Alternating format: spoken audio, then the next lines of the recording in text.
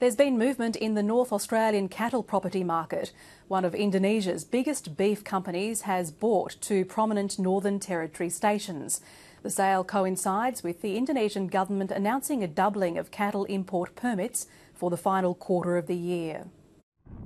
Indonesian company Santori has purchased the renowned top-end cattle stations Riverine and Inverway for an undisclosed amount.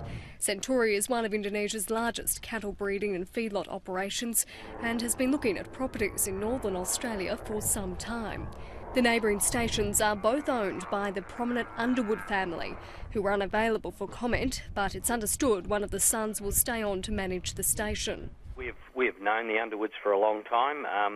We knew that they had good quality cattle and they're a very astute family and astute cattle people.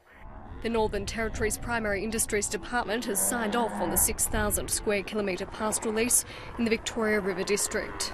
I think it's a rebuilding, or part of a rebuilding of the relationship between our two countries. The company has tried to allay concerns about foreign investment. So it's always been there, and we can't take the land. We can't take the land away.